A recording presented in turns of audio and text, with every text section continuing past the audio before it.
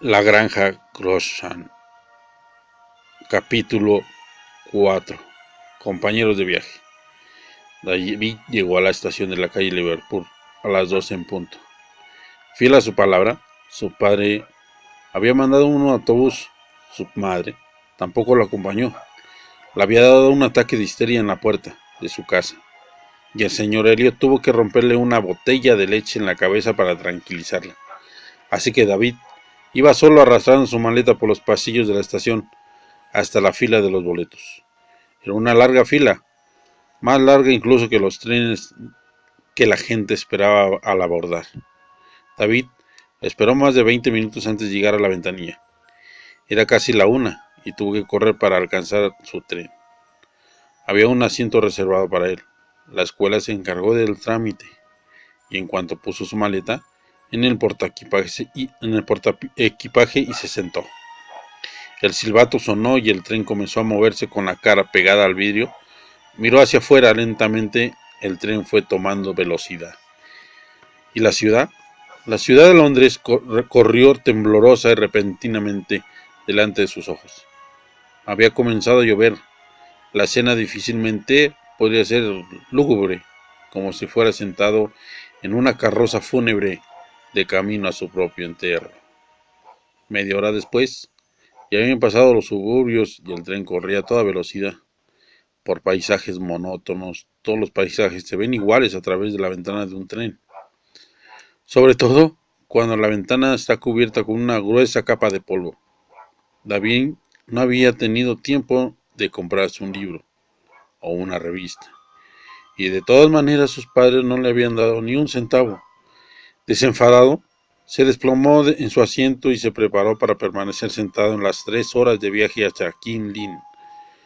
Entonces se dio cuenta que había otras 2 personas en el compartimiento, ambas de su misma edad, ambas con el mismo aspecto aburrido de él.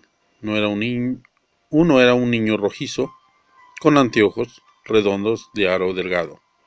Sus pantalones probablemente formaban parte de un uniforme escolar.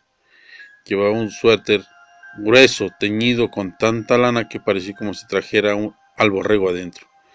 Su cabello largo y negro estaba esponjado y alborotado, como si acabara de sacar la cabeza de la lavadora. Tenía en la mano un chocolate a medio comer, y el relleno se escurría entre sus dedos. La otra viajera era una niña. Tenía la cara redonda, más bien de niño, pelo castaño, corto y ojos azules. En cierta forma, era muy bonita, pensó David. O podría serlo si su ropa no fuera tan rara. El suéter que llevaba podría haber pertenecido a su abuela, su pantalón a su hermano, y el abrigo debería regresarlo inmediatamente a quien lo había dado, pues le quedaba grande, varias tallas. Leía una revista. David miró disimuladamente la portada y se sorprendió de que fuera Cosmopolitan. Su madre nunca permitiría un Cosmopolitan en su casa, pues decía que no soportaba a esas mujeres modernas. Pero entonces, claro, su madre era virtualmente prehistórica. La niña fue quien rompió el hielo. Me llamo Julia, dijo. Yo soy David. Yo, Jeffrey. Por alguna razón, no resultaba extraño que el niño gordo tartamudeara. Supongo que era a la granja Guacala, dijo Julia y cerró su revista. Me parece que se llama Grossman, dijo David. Estoy seguro de que será grotesca, insistió Julia, en su cuarta escuela en 3 años, y la única donde no hay vacaciones. Un día al año, tartamudeó Jeffrey. Un día ya va a ser suficiente para mí, dijo Julia. En cuanto lleguemos me escaparé. ¿Te irás nadando?, preguntó David. Recuerda que es una isla. Nadaré hasta Londres si es preciso, sentenció Julia. Ya roto el hielo, los 3 comenzaron a hablar. Cada uno contó su propia historia para explicar cómo habían terminado en un tren rumbo a la costa de Norfolk. David fue el primero. Les habló del colegio Beton, de cómo había sido expulsado y de cómo sus padres recibieron la noticia. Yo también estaba en un internado, dijo Jeffrey, y también me expulsaron. Me agarraron echando humo detrás del pabellón del Chiclet. ¿Fumar? Es tonto, dijo Julia. No fue mi culpa. Es el más abusivo de la escuela me prendió fuego. Jeffrey se quitó los lentes y se limpió con las mangas del suéter. Siempre me molestan porque soy gordo y uso anteojos y me tartamudo. El internado al que iba Jeffrey se llamaba Héroes de la Inmisericordia. Estaban al norte de Escocia y sus padres lo habían mandado ahí esperando que se volviera rudo. Y el sistema educativo resultó duro de verdad.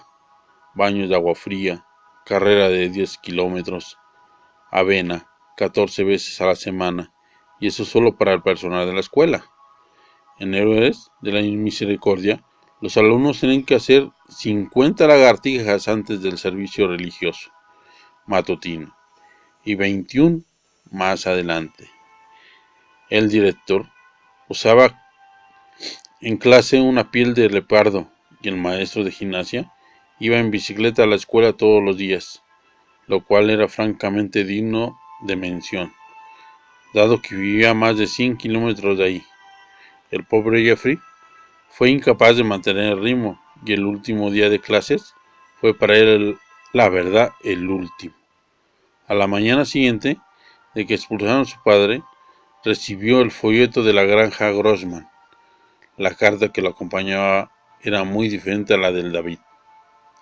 En ella se describía la escuela como un complejo deportivo, un salón de masajes y un campo de entrenamiento militar. Todo en uno. Mi papá también recibió una carta, dijo Julia, pero en ella le decían que la granja Grossman era un lugar con mucha clase, que aprendería muchos modales, bordado y ese tipo de cosas. El padre de Julia era diplomático y trabajaba en América del Sur. Su madre era actriz. Ninguno de los dos estaban nunca en casa y solo hablaban de ellos por teléfono.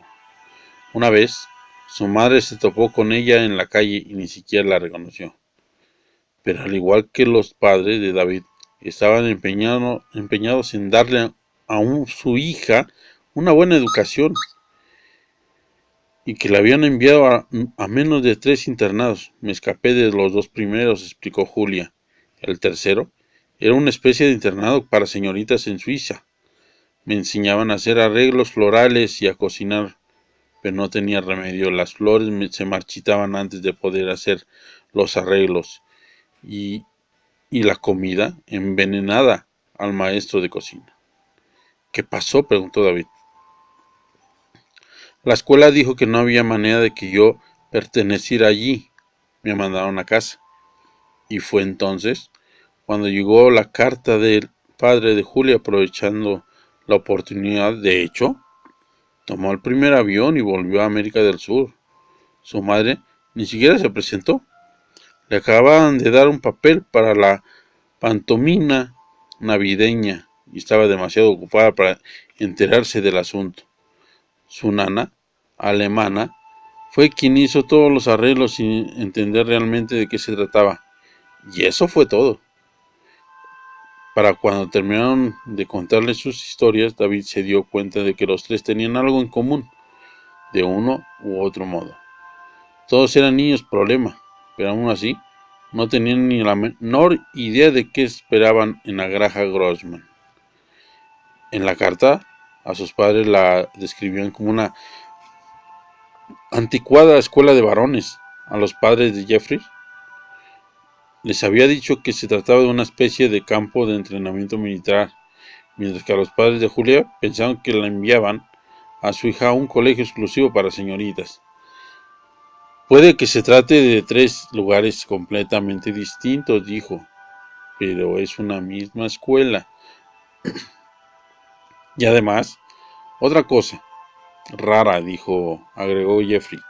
Se supone que esta es una isla cerca de Norfolk, pero consulte el mapa y no hay ninguna isla ahí, ninguna.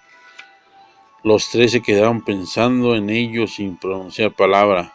El tren se había detenido en una estación y en el pasillo se escuchó un bullido de la gente que subía y bajaba. Entonces David habló: miren, por mala que sea esta granja Grossman, al menos vamos a estar juntos. Así que debemos hacer un pacto. Permaneceremos juntos nosotros contra ellos. ¿Cómo los tres mosqueteros?, preguntó Jeffrey. Así es.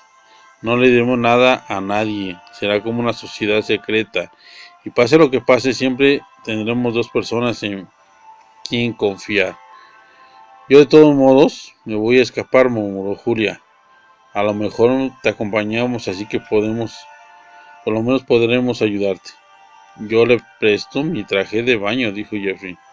Julia echó un vistazo a la rechonchera cintura del niño y pensó que su traje de baño probablemente le sería mayor utilidad si lo usara como paracaídas para saltar de un avión, pero se guardó sus comentarios. Muy bien, asintió. Nosotros contra ellos. David tendió la mano de los tres. Un hombre joven, y luego que David advirtió su cuello blanco y vicario. Lo segundo, que llevaba una guitarra. Estaba preocupado. Les preguntó señalándolo con la cabeza. ¿Uno de los asientos vacíos? Sí. David hubiera preferido mentir. Lo único que necesitaba en ese momento era un cura cantor. Pero era obvio que viajaba solo. El joven entró al compartimiento irradiando alegría frente a ellos, y de esa manera en que muchas personas muy religiosas lo hacen, no puso su guitarra en el compartimiento, sino que la dejó en el asiento opuesto. Debía andar por los 30 con mejillas sonrojadas, cabello rubio y barba, y dientes muy relucientes. Además de collarín, llevaba un crucifijo de plata, su medallón de San Cristóbal y un broche con un símbolo pacifista. Soy el padre Percival, anunció, como si alguien estuviera mínimamente interesado en quién era él. Pero pueden llamarme Percy. David echó un vistazo a su reloj y se lamentó en silencio. Todavía faltan 2 horas para llegar a Kinlin, y todo parecía indicar que el becario estaba decidido a soltarse a cantar en cualquier momento. ¿Y bien, niños? ¿A dónde van?, preguntó. ¿De vacaciones o van de día de campo? Vamos a la escuela, Jeffrey. A la escuela, fabuloso, genial. Los miró y se dio cuenta de que ninguno de ellos pensaba que si fuera ni fabuloso ni maravilloso. ¿Y vas de primera clase cuando viajes con Jesús? Pensé que se llamaba Percy, murmuró entre dientes Julia. Les diré algo, prosiguió la cura ignorándole, y yo sé que animar los jovencitos. Tomó su guitarra y rasguó las cuerdas que estaban espantosamente desafinadas. ¿Qué tal unos himnos? Esto lo compuse. Solo se llama Jesús. Tú eres mi amigo. Y dice: durante la siguiente hora Percy cantó 6 de sus composiciones. Después, firmes y adelante, en el tren del Evangelio, viajo yo. Y como casi era Navidad, una docena de villancicos. Por fin se cayó y puso la guitarra sobre sus rodillas. David contuvo el aliento, rogando porque el Señor no permitirá su presencia con un sermón. O peor todavía, que pasará la charola de las limonas. Pero por fortuna, parecía que el cura se encontraba tan exhausto como ellos. ¿Y cómo se llaman?, preguntó. Julia les dijo sus nombres. Superfabuloso, dijo Jeff. David y Julia. ¿A qué escuela van? A la granja Grossman, contestó David. ¿Granja Grossman? El cura se quedó boquiabierto en un segundo. Todo el color de su cara desapareció. Sus ojos se hincharon y una de sus mejillas se habían perdido por completo su color. Sonrojado, se contrajo Luego susurró: Granja Grossman. Todo él comenzó a temblar lentamente, su rubio cabello rojizo primero se encrespó y luego se erizó. David lo observaba, el hombre estaba aterrorizado. Nunca había visto a nadie tan aterrorizado. ¿Qué habría hecho? ¿Cómo había mencionado el nombre de la escuela? Pero ahora el cura no lo veía como si fuera mismísimo diablo. Grosh. El cura trató de pronunciar aquel nombre que por tercera vez, pero parecía como si las personas se le hubieran quedado atoradas en los labios. Y siseó, con balón desinflado, los ojos como pelotas se le salían de las órbitas. El cuello se le puso morado y por otra forma su cuerpo se convulsionaba. Era evidente que no podía respirar. El siseo se desvaneció y llegó a las manos desgarrotadas y temblorosas hasta el corazón. Entonces se murmuró cayendo al piso de un golpe y un ruidero de cuerdas rotas. Caray, dijo Julia, creo que está muerto.